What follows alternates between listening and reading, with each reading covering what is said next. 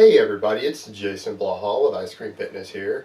Yesterday I did a video discussing the negatives of doing half squats or quarter squats, and it kind of prompted some questions down in the comments below regarding the use of partial reps.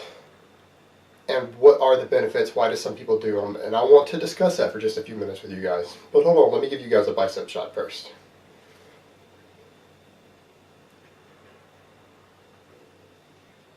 Alright, I want to state that even though when I was talking about the quarter squatting and half squatting that people do, because it breaks down the form and it puts unnecessary stress with too heavy of a weight on different joints and things that you don't want, doesn't mean that partial reps do not have their place.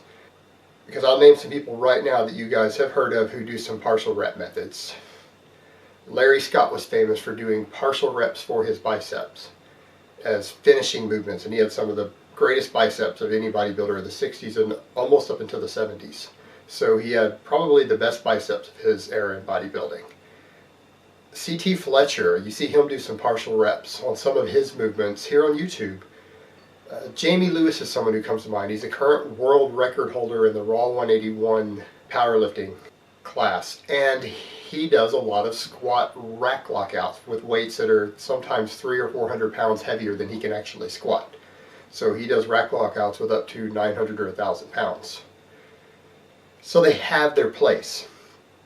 But what people need to remember is that when you train exclusively with partials, sometimes you get muscle imbalances and it doesn't work all of the muscles to the full range of motion. For example, if you're just doing the top half of your bench press, you're using a lot more tricep than you are chest, and you will probably not have your shoulder blades or anything else set up in the correct manner to properly work your pecs, and your pecs are probably not going to develop very well accordingly. So the bench press is an example. It doesn't work all of the muscles evenly the same way that it would through the full range of motion. Also, what we find in exercise science is that when you train exclusively with partial reps, the strength doesn't carry over to the full range of motion. And people have learned this the hard way, that they'll sometimes work on doing half reps with rack lockouts exclusively, and if they cut out their full range of motion work, they lose development, they lose progress, they lose performance. So partial reps need to be done in conjunction with it. And I'll give you the example. Look at something like C.T. Fletcher's videos. You'll see him doing very heavy partial reps with a preacher curl at the top.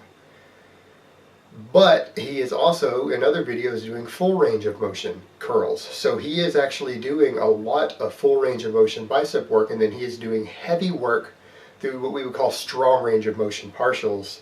And it looks like he's probably doing that as a secondary exercise. And it has merits for that, because it can accustom your body and your nervous system to handling a weight that you can't normally handle. Now, that's just an isolation movement, but when you look at something like a bench press, for example, by doing, say, rack lockouts, or sometimes even just pulling and unracking the bar and holding it and never even lowering it and re-racking it with a weight that's much heavier than your max, you can prime your nervous system to handling and getting used to that heavier weight. And a lot of times people will do that to prep to build up for a PR on, say, their bench press. But what I would recommend is that if you're going to do partials on anything other than an isolation movement, because obviously you can take your other hand on something like a preacher curl to catch it, to keep it from going too low and injuring you. But when you're doing things like a bench press, don't just lower it without spotters, would be my recommendation. You need to do it inside of a power rack, or particularly with things like a board press.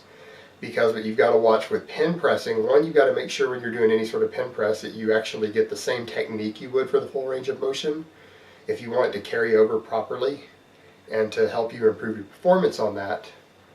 But you also want to be careful of the hard touch because of the pins. So that's why boards were invented for powerlifters to do partial bench press, because it's easier on your joints. It doesn't put as much wear and tear on them.